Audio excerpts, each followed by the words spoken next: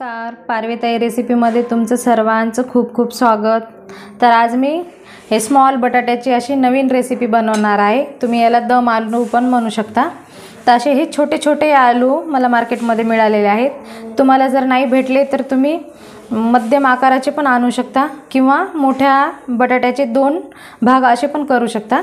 तर त्यासाठी मी असे हे बटाटे घेतलेले आहेत छोटे छोटे, 3 कांदे घेतलेले, 3 टोमॅटो घेतलेले आहेत, कस्तुरी मेथी, तेजपान, 2-3 काळी मिरी घेतलेली, 2 लवंग आणि 2 हिरवी वेलची घेतलेली आहे आणि शहाजिरे। तर शहाजिऱ्याऐवजी तुम्ही साधे जिरे पण वापरू शकता।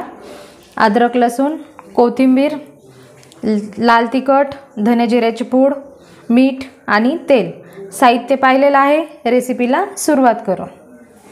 तर सुरुवातीला असं काटे चमच्याने हे आलूला असं दाबून घ्यायचं, टोचे मारून घ्यायचे, भरपूर टोचे मारायचे, म्हणजे आपण जे ग्रेव्ही बनवणार आहेत ना, ती ग्रेव्ही पूर्ण बटाट्यामध्ये आतमध्ये गेली पाहिजे।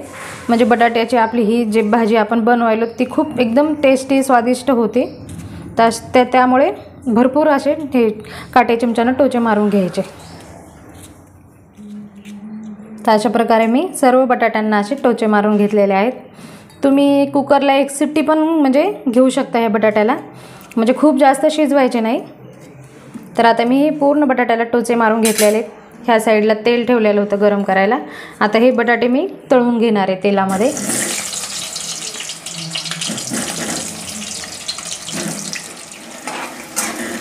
ते छान असे खरपूस मी हे बटाटे तळून घेतलेले आहेत। बघू शकता बटाट्यांना कलर किती छान आलेला आहे। तर आता हे बटाटे झालेले आहेत। मी आता हे प्लेटमध्ये काढून घेणार आहे। या पद्धतीने तुम्ही बनवली ना ही बटाट्याची भाजी तर खूप छान म्हणजे होते।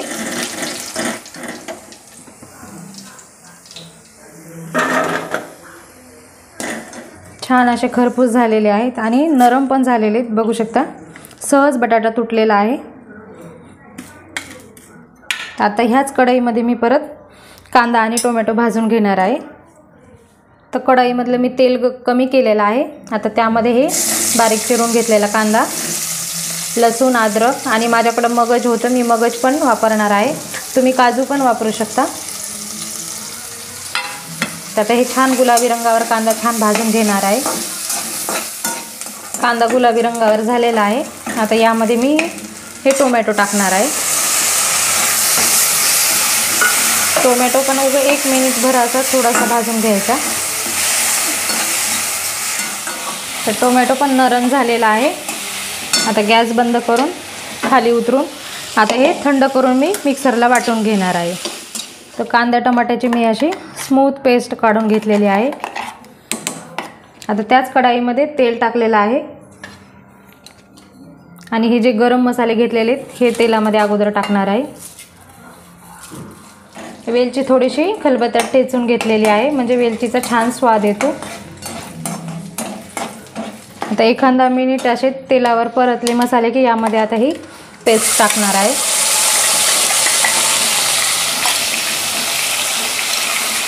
तर मिक्सरच्या भांड्यामध्ये थोडंसं पाणी टाकून भांडं पण विसळून घेतलेलं आहे।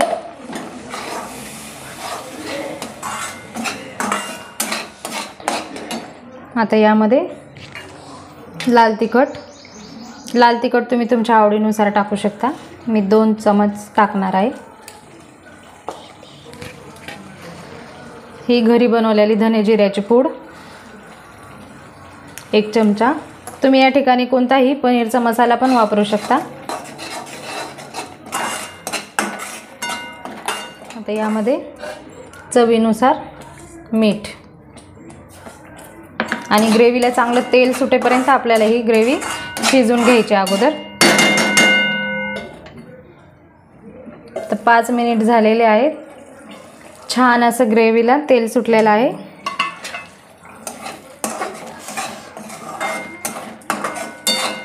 आता यामध्ये मी हे स्मॉल बटाटे टाकणार आहे। तर तुम्ही ही अशी भाजी मुलांच्या डब्याला पण देऊ शकता, कारण यामध्ये आपण कोणत्याच प्रकारचे मसाले वापरलेले नाहीत। मस्त घरच्या घरी साहित्यामध्ये ही बटाट्याची भाजी केलेली आहे। आता यामध्ये आवडीनुसार तुम्ही पाणी टाकू शकता। तर मी थोडीशी ही भातासोबतच खाण्यासाठी बनवणार आहे, तर त्यासाठी थोडंसं पाणी टाकणार आहे। पाणी गरम केलेलं होतं मी हे।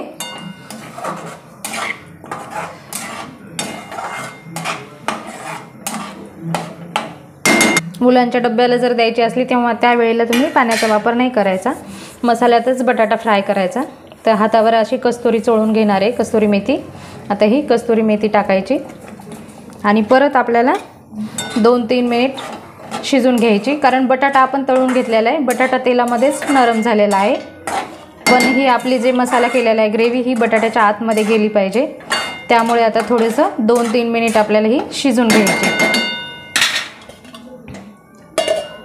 कमी गॅसवर शिजवायची। तर 5 मिनिट अशी मी ही भाजी शिजून घेतलेली आहे। बघू शकता किती छान असं मस्त ग्रेव्ही शिजलेली आहे आणि भाजीचा घरभर मस्त छान सुगंध येत आहे। तुम्ही या पद्धतीनं बनवली ना भाजी तर मुलं पण आवडीनं खातील आणि घरचे पण। खूप छान टेस्टी भाजी होती ही। तर तयारच झालेली आहे भाजी। आता यामध्ये मी थोडीशी बारीक चिरून कोथिंबीर टाकणार आहे।